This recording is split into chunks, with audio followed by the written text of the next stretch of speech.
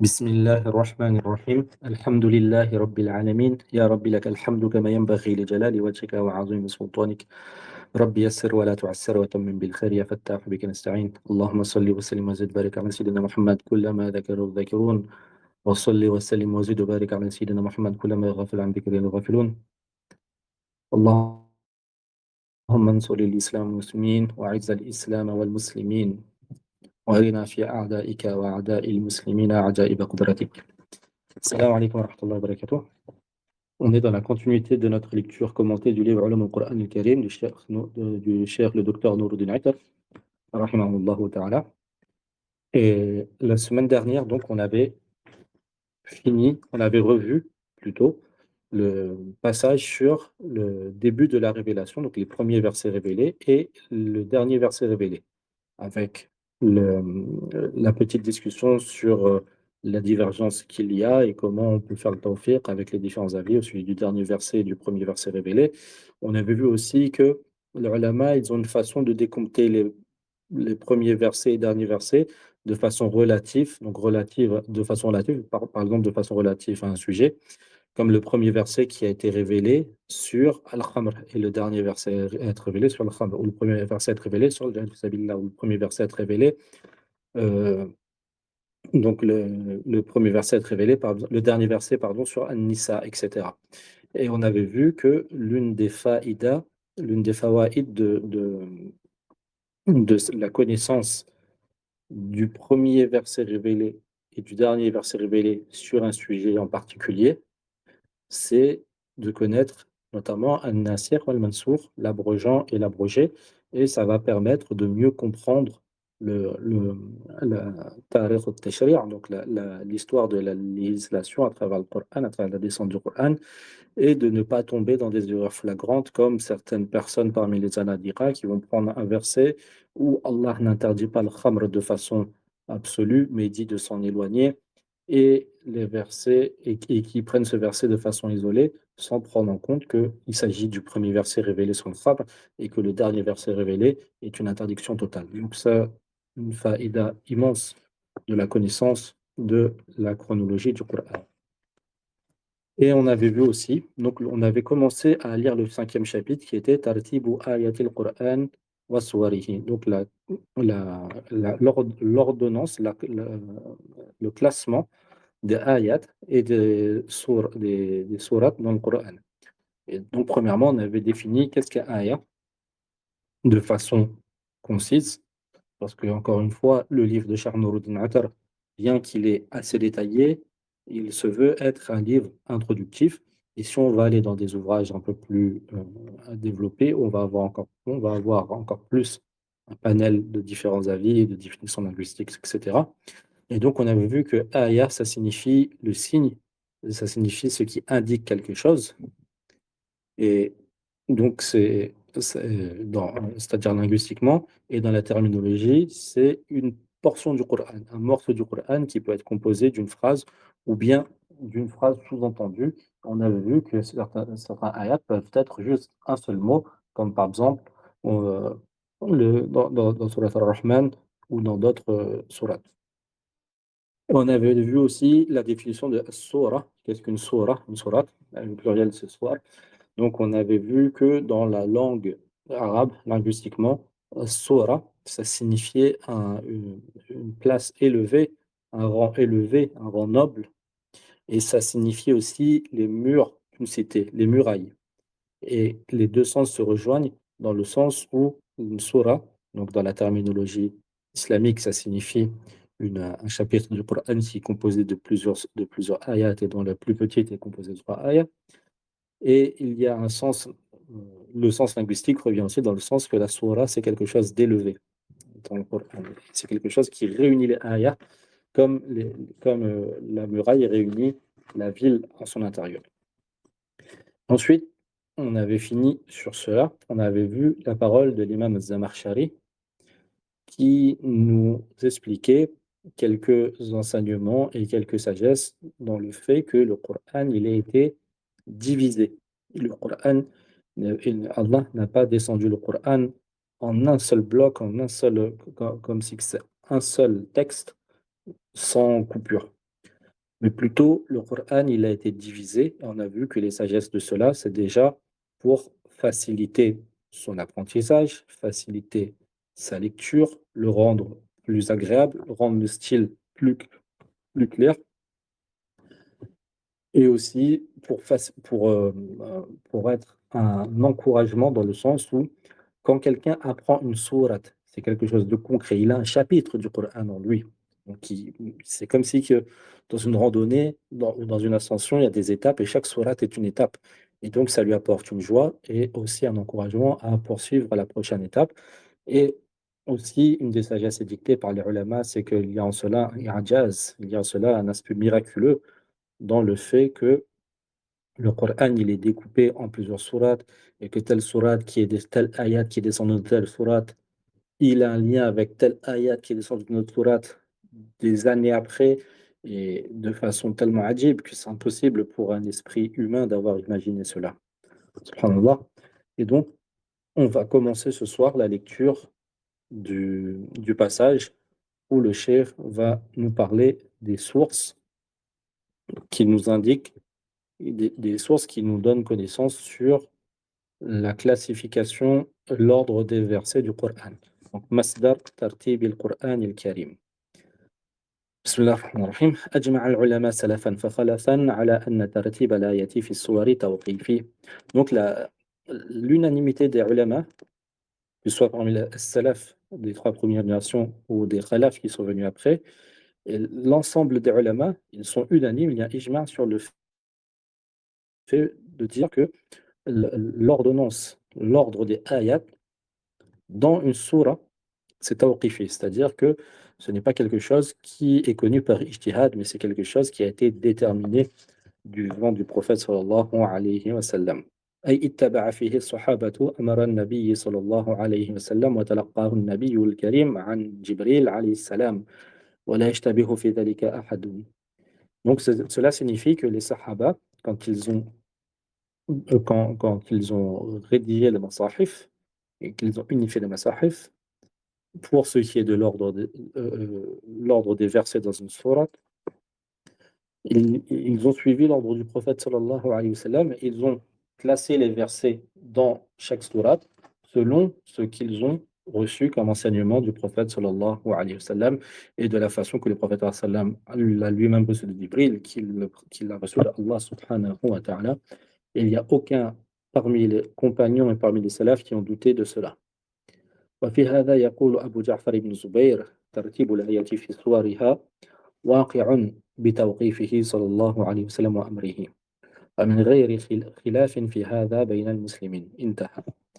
Et donc l'imam Abu Ja'far ibn Zubayr, il nous dit que le tartib des ayats, donc l'ordre du classement des versets des ayats dans leur sourate, donc dans les différentes sourates, chaque sourate, l'ordre de ces versets, c'est quelque chose qui a été fait par l'ordre du prophète sallallahu alayhi wa sallam et sous l'enseignement du prophète sallallahu alayhi wa sallam, min ghayr khilaf, sans qu'il n'y ait aucune divergence à ce sujet parmi les musulmans.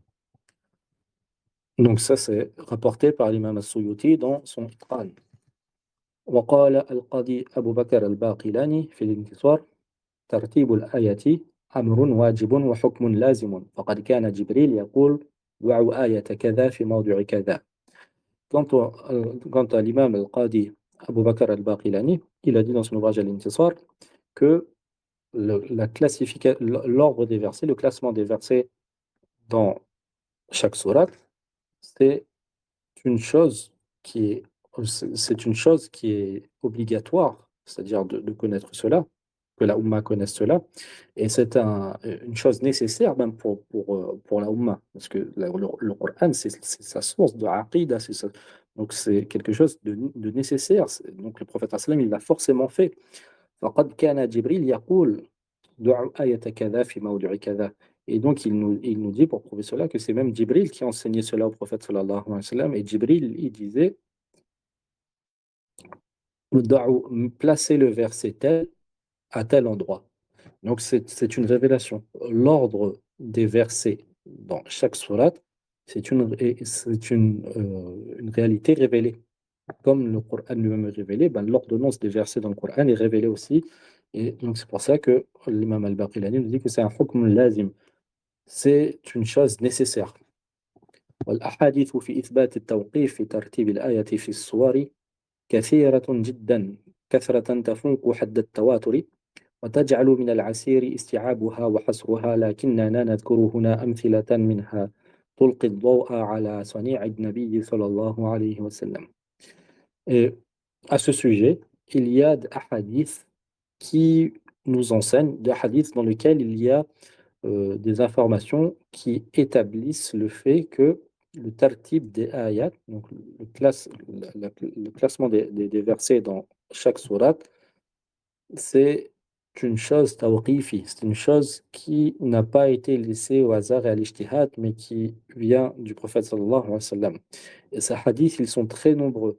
Et ils sont tellement nombreux que ça dépasse la limite du tawatur, c'est-à-dire que c'est quelque chose qui est plus que notoire. Et c'est une croyance, et c'est des hadiths qui sont qui étaient très, très répandus parmi les compagnons, sur lesquels on ne peut avoir aucun doute. Et il est difficile de tous les réunir, tellement ces hadiths sont nombreux, mais on va évoquer ici quelques exemples qui mettent en lumière l'acte du prophète sallallahu alayhi wa sallam par rapport à la classification et l'ordonnance des versets. أخرج البخاري يعني في صحيحه عن عبد الله بن الزبير قال قلت لعثمان الآية والذين يتوفون منكم ويذرون أزواجا قد نسختها الآية الأخرى فلما تكتبوها أو تدعوها قال يا ابن أخي لا أغير شيئا منه من مكانه. Donc l'imam al-Bukhari, il rapporte du sahabi Abdullah ibn Zubayr, radiallahu ta'ala anhuma, le khalifa Rashid Shahid, Inch'Allah, Allah l'agré, qu'il a dit à Uthman ibn Affan, le khalifa Rashid lui aussi, Shahid, Walladhina, il lui a dit au sujet du verset, où Allah dit Walladhina yutawaffawna minkum wa yadharuna azwaja, où Allah adresse le hukm de ceux qui décèdent et qui laissent des épouses. Donc ce verset-là, Abdullah ibn Zubayr, il questionne Uthman ibn Affan, entre parenthèses, Uthman ibn Affan, c'est celui qui a ordonné la compilation finale de tous les masahif en un seul masahif, en un seul mushaf. Et Abdullah ibn Zubayr lui questionne au sujet de ce verset, il lui dit que ce verset, il a été abrogé par un autre verset. Ce verset, son hukm est abrogé, mais pas sa tilawa. Abdullah ibn Zubayr ne semble pas connaître que la tilawa n'est pas abrogée, et il demande pourquoi tu l'écris, Falima taktubuha ou tada'uha. Entre guillemets, il lui demande pourquoi on écrit ce verset, pourquoi on ne l'abandonne pas, parce que le verset, il est abrogé. Et Uthman lui répond, Ya ibn akhi, ô mon neveu, la ughayyira la ughayyiru shay'an minhu min makanihi. Ô mon neveu, je ne vais rien changer, pas même une seule chose de ceci, c'est-à-dire le Coran, je ne vais pas changer quelque chose de sa place. C'est-à-dire que il va y avoir aucun ijtihad de la part des compagnons sur l'ordre des versets lorsqu'ils ont compilé les masahif. Ils ont gardé l'ordre des versets comme ils l'ont pris du prophète sallallahu alayhi wa sallam et comme le prophète sallallahu alayhi wa sallam il l'a pris de Allah subhanahu wa ta'ala. وأخرج أحمد ومسلم عن عمر قال ما سألت النبي صلى الله عليه وسلم عن شيء أكثر مما سألته عن الكلالة حتى طعن بإصبعه في صدري وقال يكفيك آية الصيف التي في آخر النساء. Et l'imam Ahmad dans son Musnad et l'imam Muslim dans son Sahih, il rapporte de Omar radiallahu ta'ala anhu, le Khalif bien guidé, qu'il a dit que je n'ai pas questionné le prophète sallallahu alayhi wa sallam au sujet d'une chose plus que je ne l'ai fait au sujet de Al-Kalala. Donc, comme on a vu la semaine dernière, Al-Kalala, c'est la femme c'est au sujet de l'héritage de la femme qui n'a pas d'ascendant ou de descendant direct. Donc, Omar, il a tellement posé de questions au prophète sallallahu alayhi wa sallam au sujet d'Al-Kalala, de ce cas d'héritage d'une femme, au point où le prophète sallam, il a appuyé avec son doigt sur la poitrine de Omar. Il a appuyé comme si pour lui signaler quelque chose. Et il, sallallahu alayhi wa sallam, lui a dit yakfika ayatu as-sayf, il te suffit pour cela, à ce sujet, le verset d'été qui a été révélé, qui est à la fin de Surat An-Nisa. Donc le verset d'été, les Mufassiroun, ils disent que ça fait référence à ce verset qu'on avait vu la semaine dernière et qui est le dernier verset qui a été révélé au sujet des femmes, où Allah s'adresse au prophète sallam, dit Astaftunaka qulillahu yuftikum fil kalala. Et donc ici, dans ce hadith authentique, sahih, le prophète sallam, il dit à Omar que ce hadith, il te suffit ce hadith d'été, donc sous-entendu qui a été révélé pendant l'été, il se situe à la fin d'An-Nisa. Ici, c'est le prophète sallam qui dit que le verset, lui, il est à la fin de Surat An-Nisa. Akhraj Ahmad, et l'imam Ahmad toujours, dans son musnad, il rapporte avec un isnad, isnad thabit, donc avec un isnad qui est fort et qui est ferme, عن عثمان ibn Abil As, d'après Uthman ibn Abil As, ce dernier a dit كنت جالسا عند رسول الله صلى الله عليه وسلم إذ شخص ببصره ثم صوبه ثم قال أتاني جبريل فأمرني أن أضع هذه الآية في هذا الموضوع إن الله يأمر بالعدل والإحسان وإيتاء ذي القربى وينهى عن الفحشاء إلى آخرها. Donc, Othman ibn Abil As, radiallahu ta'ala anhu, il dit qu'il était assis auprès du, du Messie d'Allah, sallallahu alayhi wa sallam. Imaginez la chance de ce compagnon, subhanallah, il est assis auprès du Messie d'Allah, sallallahu alayhi wa sallam. Et à ce moment-là, il y a la révélation. Subhanallah, il assiste à la révélation. Il assiste à Jibril qui vient sur le prophète, qui descend au prophète, sallallahu alayhi wa sallam. Donc, il dit, donc son regard, il s'est figé. Ensuite, il l'a bougé. Et ensuite, il l'a dit. Donc, ça, comme on avait vu, c'est des signes de révélation. Que les compagnons, ils observaient ces phénomènes-là, ils savaient que Jibril venait visiter le prophète sallam avec la révélation. Et après cela, le prophète sallam lui a dit Atani Jibril, Jibril m'est venu, Jibril est venu à moi. فأمرني أن أضع هذه الآية في هذا الموضوع. Et il m'a ordonné de placer ce verset à cet endroit. Et le verset en question, le prophète sallam lui a dit, c'est le verset où Allah dit Inna Allah ya'muru bil adli wal ihsani wa ita'i dhil qurba wa yanha 'anil fahsha'i wal munkari wal baghi. Donc le verset où Allah dit et certes Allah ordonne la justice et la bienfaisance et le fait de donner à nos proches. Donc jusqu'à la fin du verset. Donc ici c'est une preuve claire dans un hadith qui est établi où on voit que le prophète sallam, il dit lui-même de sa bouche bénie que c'est Jibril qui lui a ordonné de placer tel verset à tel endroit. Donc ça, c'est encore une preuve que la place de chaque verset vient de la révélation. ومنها الأحاديث التي تخبر عن آية بموضوعها وذلك يشعر بكون هذا الترتيب معلوما شائعا مفروغا منه وهي أحاديث كثيرة تعثر على الحصر مثل الأحاديث في فضل خواتم البقرة في الصحيحين وحديث فضل من حفظ 10 آية من أول سورة الكهف عصم من الدجال أخرجه مسلم وفي رواية العشر الأواخر من سورة الكهف. Donc, il y a également parmi ces hadiths dont on a parlé des hadiths qui indiquent qu'il y a plusieurs versets qui se situent à tel ou tel endroit par rapport à une sourate. Et ces versets, donc, ces versets qui nous donnent des informations sur l'ordre du Coran, l'ordre des versets dans chaque sourate, c'est des versets qui sont répandus et qui sont connus. Et ces versets sont extrêmement nombreux également, et il est très difficile, de par leur grand nombre, de tous les réunir. Et un des exemples, quelques exemples de ces versets, c'est les versets qui parlent de mérite, du grand mérite de la clôture de la sourate al-Baqarah. Khawatim al-Baqarah. Donc les versets qui viennent clôturer la sourate al-Baqarah.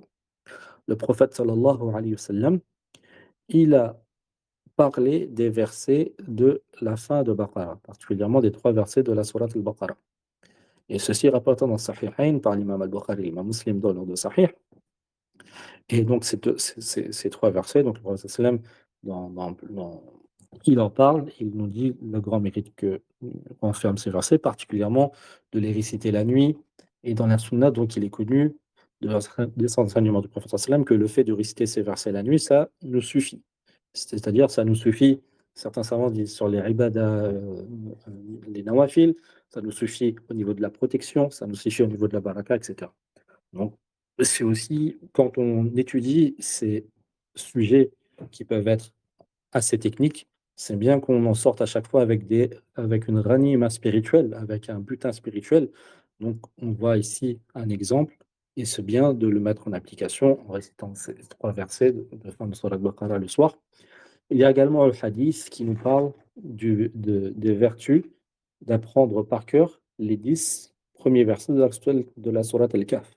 Et le prophète sallam, dans ce hadith, il nous dit que l'apprentissage, la mémorisation de ces 10 versets de sourate Al-Kahf, elle va faire que la personne est protégée de la fitna du Dajjal.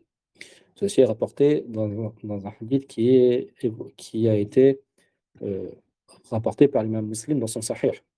Et dans une autre riwaya, dans une autre version de ce hadith, il est dit qu'il s'agit plutôt des 10 derniers versets de Surat al-Baqarah. Donc ici, le shahid, c'est quoi? C'est que le prophète sallam lui-même, il nous dit que tel verset, c'est au début de la sourate, ou tel verset, c'est à la fin de la sourate. Encore une fois, c'est des hadiths qui nous indiquent la place de tel verset dans telle sourate. ومن ذلك الأحاديث الكثيرة المتضافرة في قراءة النبي صلى الله عليه وسلم سور القرآن وغير ذلك مما يصعب عده وإحصاؤه. Il y a également de nombreux autres hadiths qui parlent de la récitation du prophète sallallahu alayhi wa sallam. Donc le prophète sallallahu alayhi wa sallam, il récitait tel verset du Coran, telle sourate du Coran. Donc les compagnons, ils regardaient le prophète sallallahu alayhi wa sallam. Chaque salat, ils retenaient ce que le prophète sallallahu alayhi wa sallam, il avait récité, de par leur grand amour pour lui, pour le din d'Allah. Il récitait tout, il retenait cela. Et donc, dans ces nombreux versets, on va voir que les compagnons vont citer tel verset. Donc ça montre que l'ordre des versets était connu, comme l'ordre des sourates était connu. Et donc ce type de hadiths également sont très nombreux. Il est difficile de tous les décompter. وَأَمَّا تَرْتِيبُ سُوَرِ الْقُرْآنِ. Et donc ça, c'était pour l'ordre des versets dans les sourates. Et maintenant, on passe à un autre sujet qui est lié. Ce sujet, c'est le tartib des sourates du Coran, la classification, l'ordre des sourates du Coran. Donc, on a vu les ayats et maintenant c'est l'ordre des sourates du Coran. Le chef Nouruddin Atar rahimahullah dit فقد وقع فيه خلاف بسبب وجود رواية فهم منها بعض العلماء أن ترتيب بعض الصور كان باجتهاد من الصحابة. Donc, on a vu que pour l'ordre des versets, dans chaque sourate, ça c'est un ijma' sur lequel il n'y a pas de divergence, que ce soit à l'époque des Sahaba, à l'époque des Salaf ou même après. Pour ce qui est de l'ordre des sourates, c'est différent. C'est différent et ça ne change, tout de suite on va traiter ce sujet, ça ne change rien à la préservation du Coran parce qu'il y a déjà un ijma' sur les versets. Et une fois que les versets sont fixes, qu'on diverge sur le fait qu'il y ait telle sourate avant, telle sourate après, là, c'est une divergence qui ne va pas toucher à comment dire, au nazm du Coran, à son style et à sa structure. Et donc, à ce sujet-là, au sujet de l'ordonnance des sourates du Coran, il y a eu une divergence du fait qu'il y a plusieurs riwayat, il y a plusieurs narrations différentes au sujet de certaines sourates. Et de ces différentes narrations et des divergences entre différentes narrations, les ulama, certains ulama, plutôt certains parmi les ulama, ont déduit que l'ordre des sourates, c'est quelque chose dans lequel il y a eu un ijtihad, un effort d'interprétation des sahaba. C'est important, des sahaba, pas de tout un chacun. C'est-à-dire, c'est un effort d'interprétation des compagnons qui ont assisté à la révélation et qui ont chacun des arguments venant du prophète sallallahu alayhi wa sallam. Ils n'ont pas fait cela de façon anarchique. Donc ça, c'est l'avis d'un groupe des compagnons. Mais ce n'est pas l'avis d'un groupe des compagnons et aussi d'un groupe des savants, mais ce n'est pas l'avis de la majorité. لكن جماهير العلماء على أن ترتيب سور القرآن توقيفي. Quant à ce qui est de la majorité, de l'immense majorité des ulama, c'est pas un ijma', mais c'est la grande majorité des savants à travers toutes les époques, cette grande majorité est d'avis que le tartib, donc l'ordre des sourates du Coran, est tawqifi, est fixe, est fixé par la révélation. Tout comme l'ordre des ayats est fixe. Walaysa bijtihadin min as-sahaba. Et donc l'immense majorité des ulama dit que c'est fixé par la révélation et que les sahaba ils n'ont pas fait d'ijtihad à ce sujet-là. وإن كانوا اختلفوا هل كل ذلك الترتيب بتوقيف قولي صريح من النبي صلى الله عليه وسلم ينص على كل سورة أنها بعد سورة كذا أو أن بعد هذا الترتيب قد استند فيه الصحابة إلى مستند فعلي من قراءة النبي صلى الله عليه وسلم. Il y a le jumhur, l'immense jumhur qui dit que l'ordre des sourates est tawqifi et cependant il va y avoir une divergence secondaire qui ne change rien au hukm premier, qui est que c'est tawqifi. Et cette divergence secondaire, c'est quoi? C'est ils vont diverger sur le fait que est-ce que c'est un tawqif? Est-ce que ça a été arrêté de façon euh, clairement édictée par le prophète sallallahu alayhi wa sallam, ou le prophète sallam il a édicté l'ordre de chaque sourate sallallahu alayhi wa sallam, en disant que telle sourate après telle sourate avant telle sourate, etc. Ou bien c'est un ordre, une classification des sourates tawqifi, mais qui est déduit des actes du prophète sallallahu alayhi wa sallam, de la récitation du prophète sallallahu alayhi wa sallam. Par exemple, le prophète sallallahu alayhi wa sallam, il a pu réciter aux compagnons le Coran, et il a voulu le réciter dans l'ordre dans lequel il a reçu le Coran, il a reçu l'ordre de Djibril de classifier les sourates. Donc, la divergence, elle est là. Est-ce que ça a été déduit des enseignements du prophète sallallahu alayhi wa sallam, ou est-ce que ça a été clairement exprimé par le prophète sallallahu alayhi wa sallam? Mais dans les deux cas, cet avis prépondérant dit que cette ordonnance des sourates est tawqifi. وذهب ابن عطية وبعض العلماء إلى أن كثيرا من السور كان قد علم ترتيبها في حياته صلى الله عليه وسلم. Donc l'imam Ibn Atiyya et certains ulama, ils sont d'avis que beaucoup de sourates, on connaît on connaît leur place dans le Coran, on connaît leur classement dans le Coran du vivant du prophète sallallahu alayhi wa sallam. C'est-à-dire que ce groupe de savants-là, parmi eux Ibn Atiyya, ils ont un avis un peu, qui est un peu un mix des deux. Ils disent que la plupart des sourates, énormément de sourates, du vivant du prophète sallallahu alayhi wa sallam, on a connu leur place dans le Coran, on a connu l'ordre dans lequel ils sont dans le Coran. Et par exemple, ces sourates qui ont été fixées, dont l'ordre a été fixé du vivant du prophète sallam, c'est As-Sab' al-Tiwal, les 7 grandes sourates qui commencent le Coran, les Hawamim, les sourates qui commencent par les lettres Hamim, les Mufassal, les sourates Mufassal. Donc ils sont d'avis que ces sourates-là, le prophète sallam, il a clairement édicté. Il y a un qawl sarih du prophète sallam sur cette sourate, elle est au début, cette sourate, elle est là, etc. Et cependant, donc ce groupe de savants, ils disent, mais il y a un autre cas, c'est وأن بعض الصور يمكن أن يكون فوض الأمر فيه إلى الأمة بعده.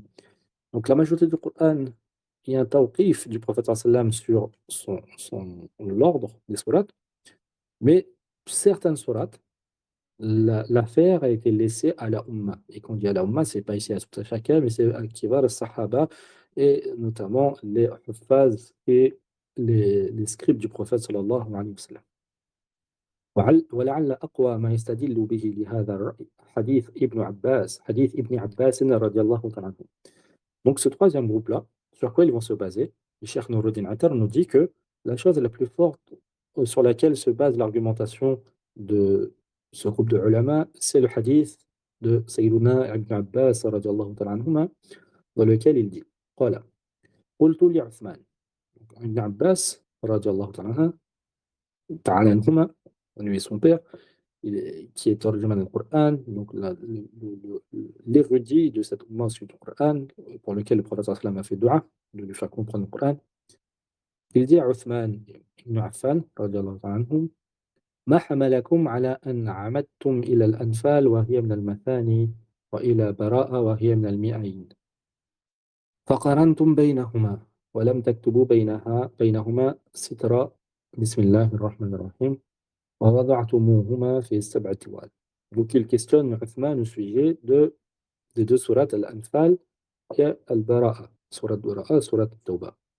Donc il lui dit, qu'est-ce qui a fait que vous avez fait que Al-Anfal fait partie des Sab'a Mathani, au début du Coran, et que Bara'a, vous l'avez mis parmi les Mi'ayn. Donc ça, c'est des classifications des, des types de Coran qui ont été déduits bien après, hein, ce n'est pas des révélations, bien qu'il y a des hadiths dessus.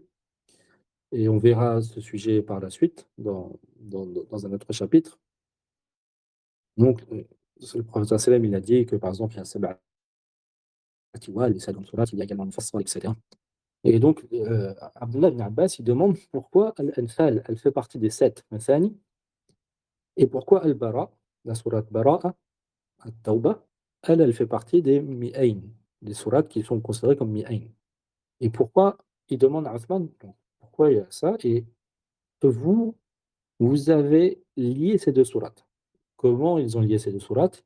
Et Abdullah ibn Abbas s'est poursuivi en disant وَلَمْ تَكْتُبُوا بَيْنَهُمَا بِالسَّطْرِ بِسْمِ اللَّهِ. Et donc vous les avez liés du fait que vous n'avez pas écrit entre ces deux sourates dans le Mus'haf Bismillahir Rahmanir Rahim, en sachant que les compagnons ils savaient qu'une sourate était terminée et ils savaient qu'une nouvelle sourate commençait quand ils disaient Bismillahir Rahmanir Rahim.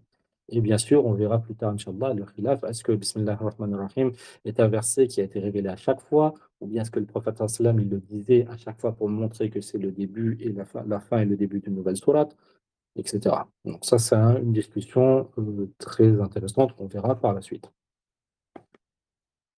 Et donc, il dit, donc, vous avez lié ces deux sourates et vous n'avez pas écrit Bismillah ar-Rahman ar-Rahim entre elles, et vous les avez placés tous les deux parmi Sab'a Tiwal, donc les 7 grandes sourates. Uthman, radiallahu ta'ala anhu, il lui a répondu كان رسول الله صلى الله عليه وسلم تنزل عليه السورة ذات العدد، فكان إذا نزل عليه شيء دعا بعض من كان يكتب فيقول ضعوا هؤلاء الآيات في السورة التي يذكر فيها كذا وكذا. وكانت الأنفال من أوائل ما نزل بالمدينة، وكانت براءة من آخر القرآن نزولا، وكانت قصتها شبيهة بقصتها، فظننت أنها منها، فقبض رسول الله صلى الله عليه وسلم ولم يبين لنا أنها منها، فمن أجل ذلك قرنت بينهما، ولم أكتب بينهما ستر بسم الله الرحمن الرحيم، ووضعتها في 7 توال. Donc, Othman, il répond, radiallahu ta'ala anhu, Sayyidina Uthman ibn Affan, il dit à Abdullah ibn Abbas, radiallahu ta'ala anhu, en guise de réponse, il lui dit que le message d'Allah, sallallahu alayhi wa sallam, la révélation descendait sur lui. Donc une surah, elle descendait sur lui, avec tant de versets, et lorsque descendait une surah, le prophète sallam, tout de suite, il appelait certains de ses compagnons, qui étaient connus comme étant les scribes du Wahi, de la révélation, il leur disait d'écrire. Donc tout de suite, c'est que Djibril venait de lui révéler, le prophète l'apprenait, il l'enseignait aux compagnons, et non seulement il l'enseignait oralement, mais il leur disait aussi de noter. Et il leur disait de noter en disant Da'u ha'ula'i al-ayah, donc placez ces versets dans telle sourate qui évoque telle ou telle chose, tel ou tel thème. Wa kanat al-Anfal, et la sourate al-Anfal, qui concerne al-Qital fi sabilillah notamment, la sourate al-Anfal, elle fait partie des premières révélations qui ont été faites à Madina Munawwara après la Hijra. Quant à Bara'a, sourate al-Tawbah, elle fait partie des dernières sourates du Coran à avoir été révélées. Uthman il dit que entre l'histoire, entre le thème de sourate al-Anfal et le thème de sourate Tawbah, sourate Bara'a, il y a une grande ressemblance. Et donc, Uthman, ici, dans cette narration, c'est pour ça que je dis bien dans cette narration, parce qu'on va voir après que cette narration est critiquée. Dans cette narration, Uthman aurait dit et j'ai pensé que cette sourate faisait partie de celle-ci. Donc, que Bara'a faisait partie de Anfal. فقبض رسول الله صلى الله عليه وسلم ولم يبين لنا أنها منها. Et Uthman il dit, mais le prophète d'Allah, le messager d'Allah sallallahu alayhi wa sallam, est décédé. Et il n'a pas eu le temps de clarifier si cette sourate faisait partie de celle-ci. Donc si c'était une suite, si Bara, Tawba était une suite d'Anfal.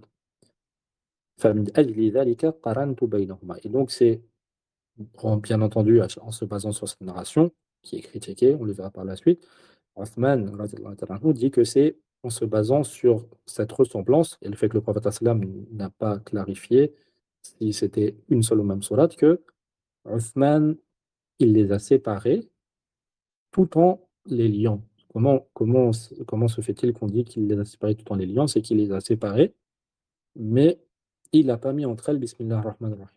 Donc en se basant sur ce doute-là, il a fait cela.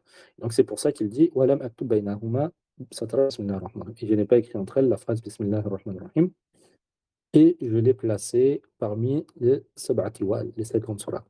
Dans ce hadith, cette riwaya est rapportée par Akhrajahu Abu Daoud, donc l'imam Abu Daoud dans son sunan, l'imam Tirmidhi dans son sunan, l'imam Ibn Hibban et l'imam Al-Hakim.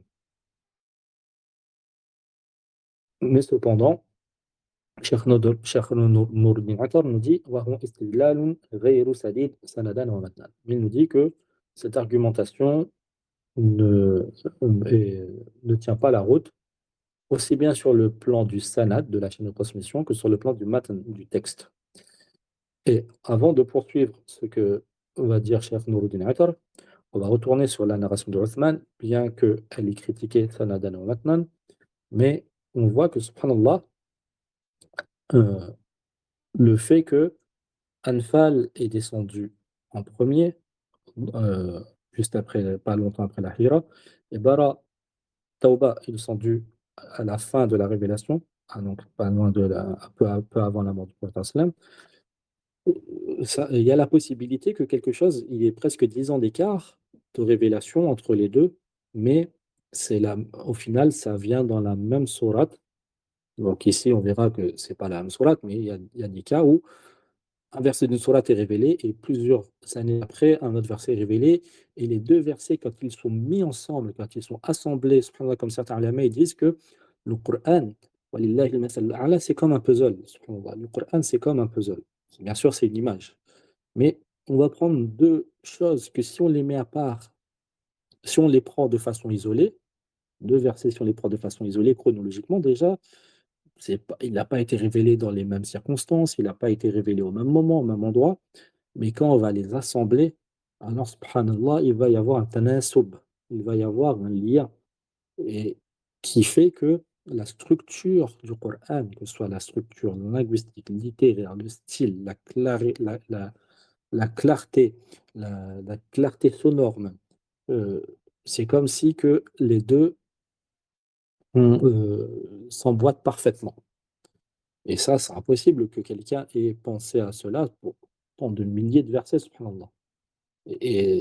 Donc, le Coran est un miracle, et parmi les miracles du Coran, c'est son nazm, c'est sa structure du Coran. Inch'Allah, on aura l'occasion de voir un peu plus cela en détail, notamment à la fin du livre.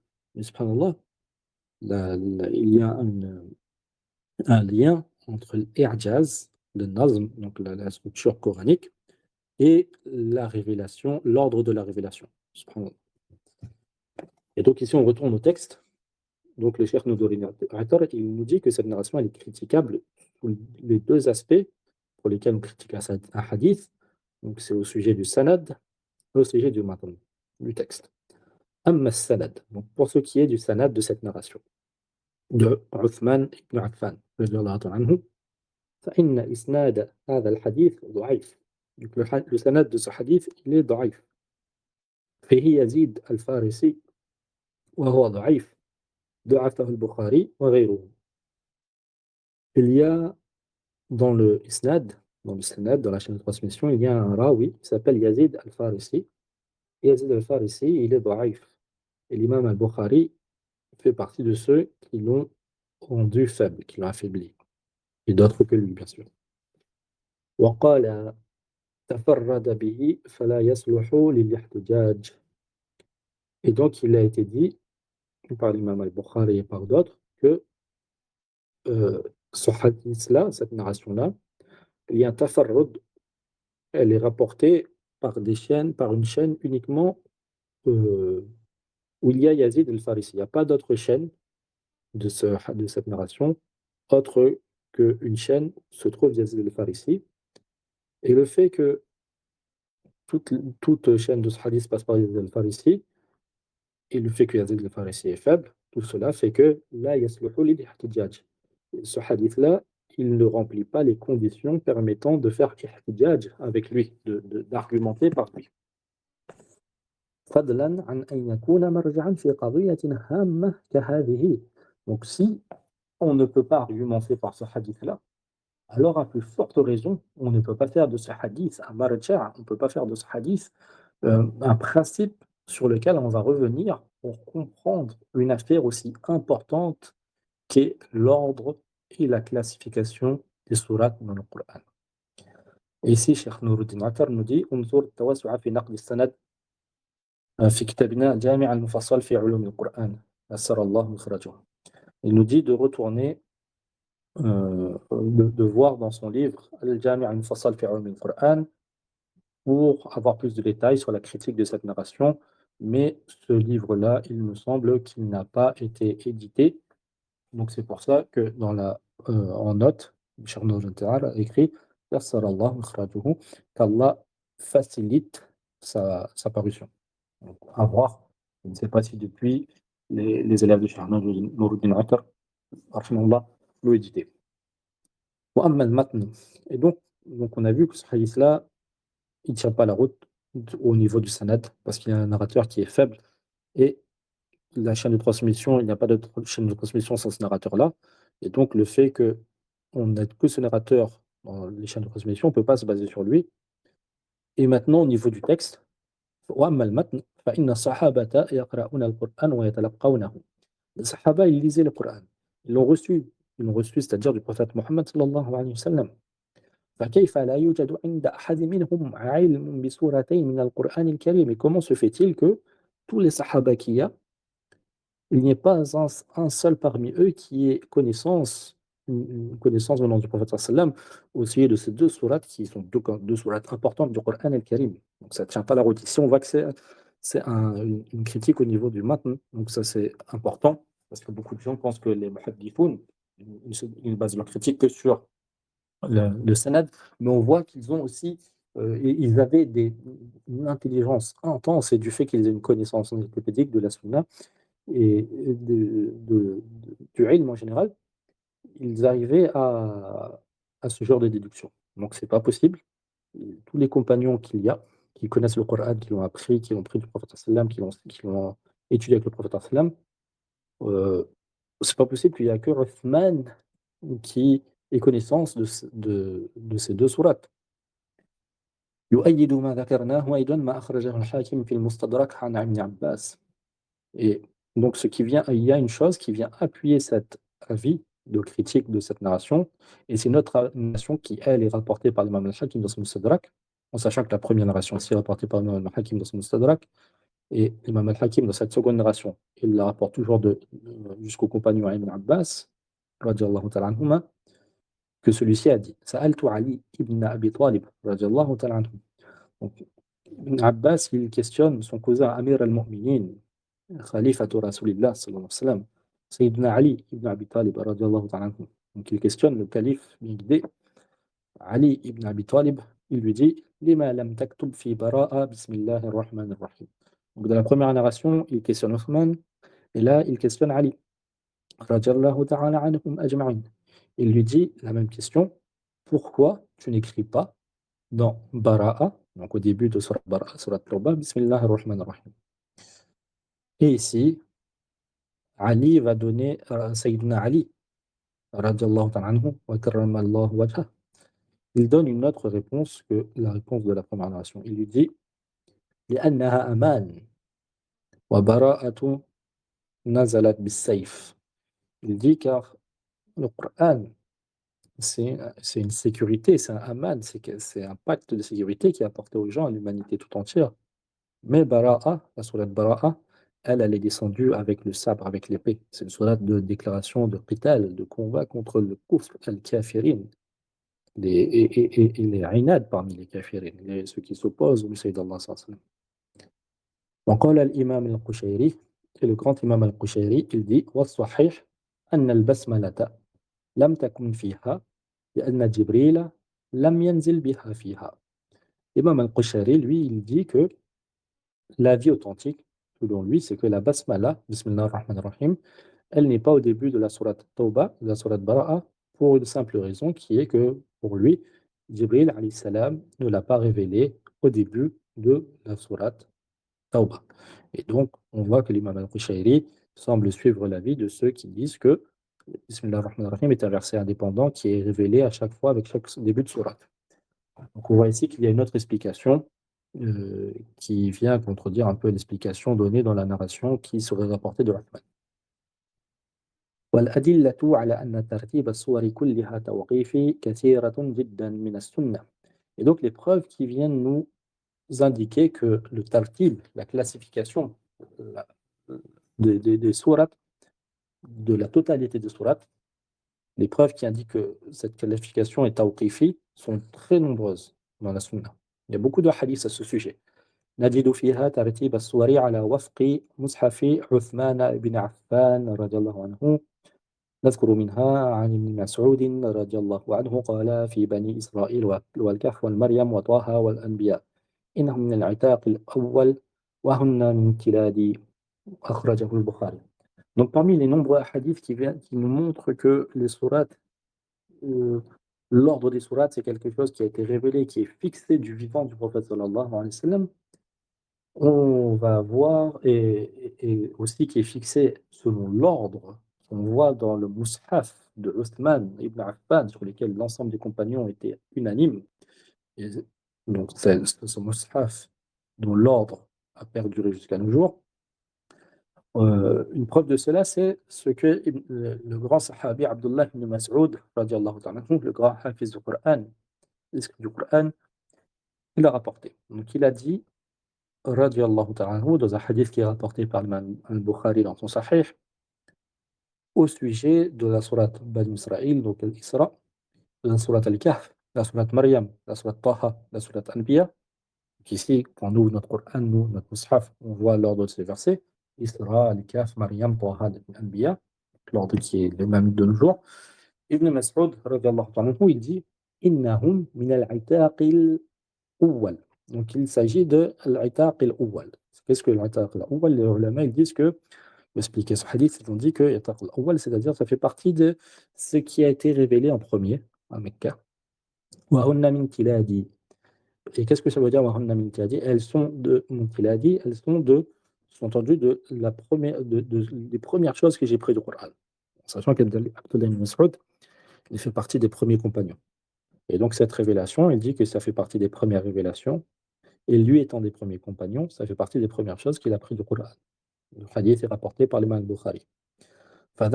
Donc, quel enseignement qu'on prend de ce hadith au sujet de cette discussion? C'est فذكر ابن مسعود السور نسقا كما استقر ترتيبها. C'est que Abdullah ibn Mas'ud, Sayyiduna Abdullah ibn Mas'ud, il a évoqué l'ordre des sourates ici, comme cet ordre a été établi par la suite jusqu'à nos jours. Donc, surat al-Isra, surat al-Bani Israël, surat al-Kahf, surat Maryam, surat Taha, surat al-Anbiya. On va voir un autre hadith qui est مثله في البخاري, toujours dans Sahih al-Bukhari, أنه عليه الصلاة والسلام كان إذا أوى إلى فراشه كل ليلة جمع كفيه ثم نفث فيهما فقرأ قل هو الله أحد والمعوذتين. Donc dans l'imam al-Bukhari rapporte un hadith dans lequel il est dit que le Messie d'Allah sallallahu alayhi wa sallam, lorsqu'il allait sur son lit, sur sa couche, chaque nuit, quand il s'allongeait, donc il regroupait ses mains devant lui, et il crachotait, non, il soufflait en crachotant dans ses mains, en ayant récité Qul huwallahu ahad et Al-Mu'awwidhatayn, donc les deux dernières sourates. Donc ici aussi, on voit un ordre de sourates. Ça se suit. Surat Ikhlas, surat Falaq, surat An-Nas.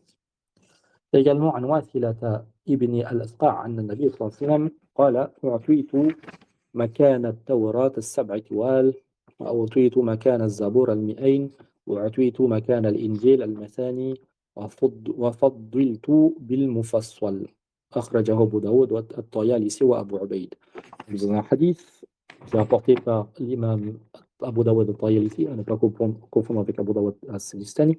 L'imam Abu Ubaid, il rapporte du compagnon Wathila ibn al-Atqa que le messager d'Allah, le prophète sallallahu alayhi wa sallam, il a dit qu'il a reçu à la place de la Torah, donc en équivalent de la Torah, donc c'est la révélation qu'Allah il a fait à Moussa alayhi salam, il a reçu à en équivalent sab'a tiwal, donc les 7 premières sourates, les grandes sourates. وأعطيت مكان الزبور المئين. Il a reçu à la place des psaumes, l'équivalent des psaumes de Daoud alayhi salam, المئين, donc les sourates qui suivent les sab'a tiwal, qui font en général 100 versets. Plus de 100 versets. وَأَعْطِيتُ مَكَانَ الْإِنْجِيلَ الْمَثَانِي. Il a reçu à la place des évangiles les sourates dites al-Mathani, et il a eu en faveur de la part d'Allah les sourates qui sont dites al-Mufassal. Et donc ce hadith rapporté par l'imam Daoud al-Tayalisi, Abu Ubaid. Et donc الإمام أبو جعفر النحاس يجي وهذا الحديث يدل على أن تأليف القرآن مأخوذ عن النبي صلى الله عليه وسلم وأنه مؤلف من ذلك الوقت وإنما جمع في المصحف على شيء واحد وإنما جمع في المصحف على شيء واحد لأنه قد جاء هذا الحديث بلفظ رسول الله صلى الله عليه وسلم سورة صلى الله عليه وسلم على تأليف القرآن وفيه أيضا دليل على أن سورة الأنفال سورة على حدة وليست من براءة. انتهى. Donc ce hadith-là, il est très important parce qu'il nous donne l'ordre de beaucoup de sourates dans le Coran, qui nous dit qu'il y a d'abord Sab'a Tiwal. Sab'a Tiwal, on voit dans notre narration que c'est les Baqara et les 7 sourates au début. Ensuite, il y a à la place de Zabour, il a reçu l'équivalent de Zabour, c'est le Mi'ayn. Les Mi'ayn sont des sourates connues aussi. Et ensuite, à la place des évangiles, il a eu le Mathani, et ensuite, en cadeau de la part d'Allah, il a le Mufassal. Donc ici, on voit l'ordre de la majorité des sourates du Coran. Et l'imam Abu Ja'far al-Nuhas nous dit que ce hadith indique que l'ordre du Coran est pris du prophète sallallahu alayhi wa sallam, et que le Coran, il a été ordonné dans son ordre qu'on connaît à cette époque, donc à l'époque de la révélation. Et ensuite, il a été révélé, il a été compilé dans le Mus'haf en un seul morceau par la suite, donc quand il a été écrit dans le Mus'haf final. Et ce hadith, il apporte un énoncé un énoncé direct du message d'Allah sallallahu alayhi wa sallam au sujet de l'ordre des sourates. Et également, on voit dans ce hadith que la sourate Anfal est une sourate elle-même et qu'elle n'est pas une sourate qui est liée à Bara'a. C'est-à-dire que ce n'est pas une sourate Anfal et Bara'a, mais elle forme bien deux sourates dans le fait que Al-Anfal vient clôturer les Sab'a Tiwal et Bara'a ne fait partie des Sab'a Tiwal. وعن سعيد بن خالد أنه قال قرأ صلى الله عليه وسلم بسبع توال في ركعة أخرجه ابن أبي شيبة. Et l'imam Sa'id ibn Khalid, euh, il rapporte que le messager d'Allah sallallahu alayhi wa sallam, il récitait Sab'a Tiwal, donc les 7 grandes sourates qui sont du début du Coran, donc Al-Baqarah, Al-Imran, Al-Nisa, etc., Al-Maïda, jusqu'à Al-Anfal. Il récitait ces 7 grandes sourates fi raka'a, dans une seule raka'a, subhanallah, rapporté par Ibn Abi Shayba dans son Musannaf. Imaginez, subhanallah, prier toutes ces grandes sourates avec ces histoires, avec ces ahkam détaillés à l'intérieur, avec ces encouragements qu'Allah fait dans ces sourates pour les croyants, aussi avec ces blâmes qu'Allah fait dans ces sourates pour les munafiqoun. Imaginez vivre cela, tout cela, dans une seule rakat, une longue rakat derrière le prophète sallam, avec sa voix, avec sa présence bénie, subhanallah. Qu'Allah nous accorde sa proximité et le Jannah, et qu'Allah nous accorde sa vision en rêve, et qu'Allah nous accorde de suivre sa sunnah et de faire revivre sa sunnah. Et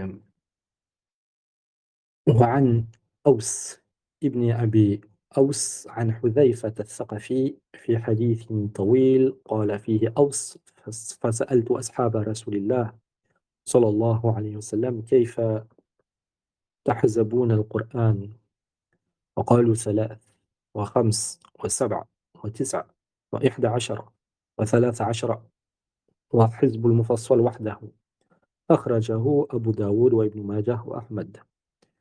Aws ibn Abi Aws, il rapporte de Hudhayfa Thaqafi un long hadith dans lequel celui-ci, dans lequel Aws dit, donc Aws al-Tabi'i dit, j'ai questionné les compagnons du Messager d'Allah sallallahu alayhi wa sallam sur comment ils divisaient le Coran. Ils lui ont dit, ils lui ont répondu, radiyallahu ta'ala anhum, qu'ils le divisaient en trois. Hey, ثلاث صور ثلاث صور al-Baqarah, al-Imran, Nisa. Ça veut dire qu'il le divisait premièrement en trois. Et le Cheikh Nouruddin Attar, il nous éclaircit qu'est-ce qu'il voulait dire par qu'il le divisait en trois. C'est-à-dire qu'il y avait d'abord, sous-entendu Fatiha, et ensuite il y avait trois sourates, qui sont al-Baqarah, al-Imran et al-Nisa. Ensuite, ils disent, wa khams, il est divisé, après avoir divisé en trois, il le divise en cinq. Et ces cinq-là sont les cinq sourates qui viennent après, ensuite en sept, ensuite en neuf, ensuite en 11, ensuite en 13. Et ensuite, il y avait les sourates al-Mufassal, qui est considéré comme un seul groupe. Ce hadith est rapporté par l'imam Abu Daoud, Ibn Majah et l'imam Ahmad. وغير ذلك يضيق المجال عن حصره. Et Cheikh Moussa nous dit qu'il y a bien d'autres hadiths à ce sujet, mais on n'a pas le temps de tous les citer. On va s'arrêter là pour aujourd'hui. On finira ce chapitre la semaine prochaine, Inch'Allah.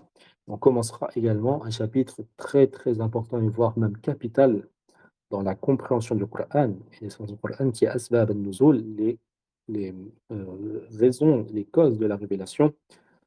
Et on parlera notamment de qu'est-ce qu'une cause de la révélation, les raisons des divergences de riwayat sur les causes de la révélation.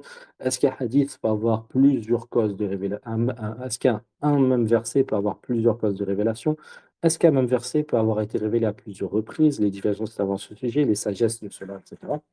Donc on verra tout ça la semaine prochaine, Inch'Allah ta'ala. Et on va s'arrêter là. Avant de s'arrêter, donc comme on le connaît tous, on est dans le mois de Rabi'ul Awwal, le mois dans lequel le prophète Mohammed sallallahu alayhi wa sallam est né, sa naissance bénie, dans lequel il est décédé, dans lequel il a fait le hijra. Donc c'est un mois où il y a une grande valeur pour les musulmans, bien que c'est pas, ça ne fait pas partie des mois sacrés dans le Coran, ni même dans la Sunna, mais c'est un mois qui a une énorme valeur du fait qu'il y a le masdar de Sa'ada, la source de notre bonheur dans les deux mondes est née en ce mois-ci. Donc Allah a décidé de faire un cadeau à l'humanité, et même à toute la création, par la naissance de Sayyid al-Thaqalayn, Sayyid al-Alamin, en ce jour-ci, en ces jours-ci. Et donc avec tous les khilafs qu'il y a, bien sûr qu'il y a toutes les discussions qu'il y a sur le sujet, le Mawlid, etc. Et avec les excès dans les deux camps aussi, parce qu'il y a des excès aussi dans les deux camps, il faut le reconnaître. Souvent, on a tendance à pointer que les excès d'un camp ou de l'autre. Mais il y a une façon sur laquelle il y aura ijma' sur le fait d'honorer le prophète sallallahu alayhi wa sallam. Parce que honorer le prophète sallallahu alayhi wa sallam, c'est un ordre mutlaq. C'était même une condition de iman. Et c'est une occasion ce mois-ci d'augmenter en tawqir qu'on a pour le prophète sallallahu alayhi wa sallam, d'augmenter en respect, en amour qu'on a pour lui. Donc, un des moyens d'augmenter cet amour, cet attachement qu'on a pour le prophète sallam, c'est d'étudier son dîn, d'étudier sa sunna et surtout d'étudier le cadeau qu'Allah lui a fait. Et ce cadeau, comme on l'a vu dans la dernière riwayat qu'on a citée, c'est le Coran. Il lui a donné le Coran. Et Allah a fait que quelques sourates de ce Coran équivaut toutes les autres révélations qu'il a fait à tous les anbiya précédents, subhanallah. Et donc, le fait de se remémorer de ce bienfait, c'est un moyen d'honorer le prophète sallam. C'est un moyen de célébrer le Mawlid. C'est un moyen, l'étude de ilm, c'est un moyen de célébrer le Mawlid. L'étude de la sunna, c'est un moyen de célébrer le Mawlid. Notre cher Mu'adh Hawa, hafzahullah ta'ala, il nous disait, et il fait partie de ceux qui voient Jawaz, irtifal bil Mawlid, de ceux qui voient la nécessité de célébrer le Mawlid, il disait, mais comment vraiment célébrer le Mawlid? Il dit que si le Mawlid, le musulman, il devrait le célébrer tous les jours. Il dit que eux, les gens de Hama, donc le cheikh est originaire de la ville de Hama, mais c'est dit que les gens de Hama, ils avaient l'habitude, à chaque réunion sociale, à chaque occasion sociale où les gens se rencontrent, c'est un mawlid, même si ce n'est pas le mois de Rabi' al-Awwal. C'est-à-dire qu'ils faisaient salawat al-Nabi, ils évoquaient la sira du prophète sallam, ils évoquaient le hadith, etc. Et aussi, le cheikh nous dit que le mawlid, c'est quand par exemple, il cite que quand le politique il va appliquer la charia d'Allah. la charia du prophète Mohammed sallallahu alayhi wa sallam, il fait le mawlid. Quand le policier, il applique la justice, il n'applique pas la corruption, il célèbre avec l'intention bien sûr de suivre la charia d'Allah, il célèbre le mawlid. Quand la Ummah, elle se lève pour défendre les opprimés, elle célèbre le Mawlid de Sayyidina sallallahu alayhi wa sallam. Sous-entendu, il n'y a pas de ma'na de célébrer un Mawlid de façon euh, euh, avec des cérémonies comme on peut le voir, alors que on n'a pas d'intérêt pour élever la parole d'Allah et élever la sunna du prophète Mohammed sallallahu alayhi wa sallam. Si on n'a pas d'intérêt pour élever l'umma du prophète sallallahu alayhi wa sallam. Le vrai mawlid, c'est de conjuguer ces 2 choses et d'évoquer en permanence la vie du prophète sallallahu alayhi wa sallam. C'est pour ça que le cheikh Ahmad Sawa disait de faire de tous les jours de notre vie un mawlid, de tous les jours de notre vie, on remercie Allah pour ce grand bienfait qui est le prophète Mohammed sallallahu alayhi wa sallam et de nous avoir compté parmi les suiveurs du prophète Mohammed sallallahu alayhi wa sallam, comme disaient les poètes dans un vers dont je ne me rappelle plus, mais qui disaient euh, Ahmadullah an Ahmaduka an ja'altani min atba'in nabi. Je me rappelle plus exactement de la parole, mais subhanallah, c'est une chose à multiplier encore plus dans ces jours-ci, de louer Allah. Donc déjà, de nous avoir fait compter parmi les ummatis de son dernier messager et du meilleur des hommes. Et ensuite, après avoir loué Allah pour cela, il faut donner le haqq de de, du fait de faire partie de cette Ummah, il faut concrétiser notre deuxième partie de la Shahada, La ilaha illallah, Muhammadur Rasulullah. On va concrétiser Muhammad Rasulullah, on va l'évoquer, on va faire des salawats sur lui, parce qu'il nous a informé que chaque salat qu'on fait sur lui, ça nous augmente de 10 degrés, pardonne 10 péchés, ça nous augmente auprès de lui. Chaque salat qu'on fait, il y a des malaïkas qui viennent et qui l'amènent auprès de lui et qui lui nous répond le salam. Donc on va l'évoquer et après avoir l'évoqué, qu'est-ce qu'on fait? On va apprendre à l'aimer. Après avoir l'aimé, qu'est-ce qu'on fait? On va vouloir qu'il soit aimé des autres et on va vouloir que sa parole, son dîn soit celui qui est établi sur terre. Donc Allah nous compte parmi les outils pour l'établissement de la sunna du prophète Mohammed sallallahu alayhi wa sallam sur terre, l'établissement du dîn du prophète Mohammed sallallahu alayhi wa sallam sur terre et qui nous accorde sa compagnie le jour de Qiyamah dans le Firdaus al-A'la autour du Kawthar et qui nous accorde aussi sa vision et son suivi en ce dunya. وصلى الله وصلى اللهم على سيدنا محمد وعلى آله وصحبه أجمعين سبحان ربك رب العزة عما يصفون وسلام على المرسلين والحمد لله رب العالمين. Et comme il est la pratique de ulama, c'est de terminer chaque majlis avec dua, notamment en période de calamité. On demande à Allah subhanahu wa ta'ala qu'il secoue les musulmans et les musulmanes partout où ils sont, que ce soit nos frères et sœurs ouïghours au Turkestan, que ce soit nos frères au Cachemire, que ce soit nos frères au Soudan, que ce soit nos frères au Sahel, particulièrement nos frères en Palestine, à Gaza, qu'Allah les secoue, qu'Allah donne aux opprimés la victoire, qu'Allah leur donne la délivrance, qu'Allah les nourrit, qu'Allah leur donne un abri, qu'Allah les préserve et qu'Allah nous montre ses signes sur leurs ennemis et sur ceux qui leur veulent du mal et sur ceux qui veulent du mal à l'islam et aux musulmans. Qu'Allah nous montre sur eux ses signes et qu'Allah nous montre sur eux le ghalaba des croyants. Wassalamu alaikum wa rahmatullahi wa barakatuh.